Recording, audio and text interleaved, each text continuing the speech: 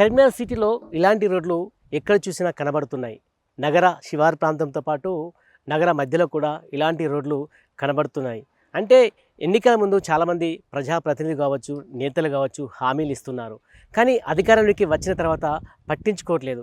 ముఖ్యంగా Karimnagar municipal corporation వేగంగా విస్తరిస్తుంది. కానీ అందుకు తగ్గట్టుగా అభివృద్ధి మాత్రం ముందుకు సాగట్లేదు. చాలా వరకు గతంలో బీఆర్ఎస్ ప్రభుత్వం ఎన్నికల కంటే 2 నెలల ముందు చాలా హడావిడిగా అభివృద్ధి పనులు కొనసాగించింది. రోడ్ల నిర్మాణం కోసం కూడా గుంతలు తీసింది. కానీ ఆ గుంతలు ఎక్కడికక్కడే ఉన్నాయి ఇప్పుడు.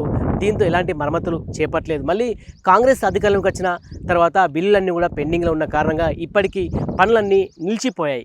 దీంతో స్థానికులు మాత్రము ఇబ్బంది పడుతున్నారు. వర్షాకాలం సీజన్లో మాత్రం బయటికి రావాలంటే భయపడుతున్నారు. ముఖ్యంగా స్మార్ట్ సిటీ కోసం గతంలో అటు రాష్ట్ర ప్రభుత్వం, కేంద్ర ప్రభుత్వం కలిసి సుమారుగా 840 కోట్ల రూపాయలతో అభివృద్ధి పనులు కొనసాగించాయి.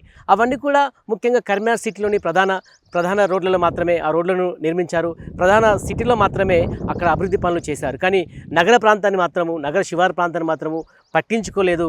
దీని కారణంగా నగర ప్రాంత ప్రజలు మాత్రం, శివారు ప్రాంత ప్రజలు ఇబ్బంది పడుతున్నారు. అదేవిధంగా పట్టణం మధ్యలో ఉన్న ఇప్పటికీ కొన్ని గుంతలు కనబడుతున్నాయి. ముఖ్యంగా కరీంనగర్ జిల్లా కేంద్రంలోని టవర్ సర్కిల్లో కూడా అక్కడక్కడ గుంతలు కనబడుతున్నాయి. స్థానికులు ఇబ్బంది పడుతున్నారు. అదేవిధంగా జ్యోతినగర్ కూడా ప్రధాన సిటీ, అక్కడ కూడా గుంతలు కనబడుతున్నాయి. ఇప్పటికీ మరమ్మతులు చేపట్టలేదు. అంటే ప్రధానంగా మెయిన్ సిటీలో ఇలా ఉంటుంటే ఇక శివారు ప్రాంతాలు మాత్రం చాలా అధ్వానంగా తయారయ్యాయి. డ్రైనేజ్ వ్యవస్థ సరిగా లేదు. అదేవిధంగా రోడ్లు అధ్వానంగా మారిపోయాయి. కొద్దిపాటి వర్షానికి ఎక్కడ చూసిన విధంగా గుంతలో నీళ్లు నిలిచి ఉంటున్నాయి.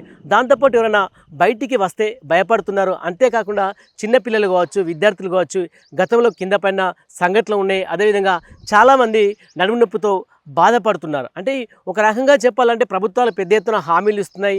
కరీంనగర్ సిటీ అభివృద్ధి కోసం కోట్ల రూపాయలు ఖర్చు పెడుతున్నామని చెప్పినప్పుడు కూడా ఆశించిన అభివృద్ధి అయితే జరగట్లేదు. ముఖ్యంగా ఇటు రేకుర్తి కావచ్చు, తీగల గుంటపల్లి కావచ్చు, రామచంద్రపూర్ కాలనీ, శ్రీనగర్ కాలనీ, అలకాపురి, అదేవిధంగా కట్రాంపూర్, అంటే దాదాపు నగర శివారు ప్రాంతాలన్నీ కూడా అభివృద్ధికి చాలా దూరంలో ఉన్నాయి. కనీస మౌలిక వసతులు సౌకర్యాలు కూడా కనిపించలేదు. ఎందుకంటే నగర విస్తీర్ణం రోజురోజుకి పెరిగిపోతుంది.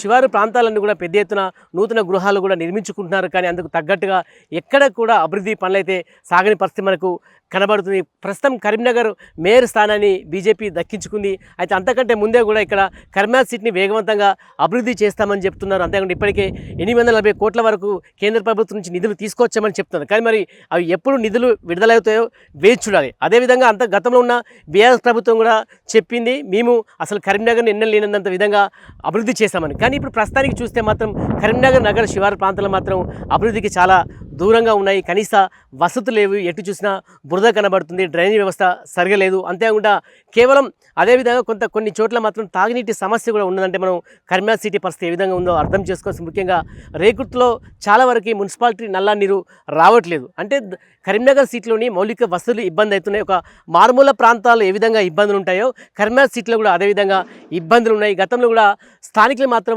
ఆందోళన కార్యక్రమాలు కూడా నిర్వహించారు. మరి ఇప్పటికైనా అది ప్రభుత్వం స్పందించాలి.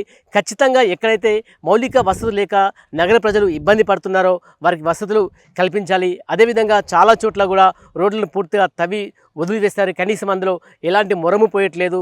ఏం పూడిక పోయిన పరిస్థితి కనబడుతుంది. దీని కారణంగా అక్కడ పెద్ద పెద్ద గుంతలు ఏర్పడ్డాయి. వర్షం కురిస్తే మాత్రం నీళ్ళు అక్కడే నిలువ ఉంటుంది. దీంతో ఇటు పాదచారులు కావచ్చు, అదేవిధంగా సైకిల్ కావచ్చు, లేకపోతే బైక్ కావచ్చు, లేకపోతే వాహనాలు వెళ్ళినప్పుడు మాత్రం ప్రమాదాలు జరుగుతున్నాయి. ఇప్పటికైనా ఇటు కేంద్ర ప్రభుత్వం కానీ ఇటు రాష్ట్ర ప్రభుత్వం కానీ పట్టించుకొని కరీంనగర్ సిటీని వేగవంతంగా అభివృద్ధి చేసి మౌలిక వసతులు కల్పించాలని నగర ప్రజలు కోరుతున్నారు.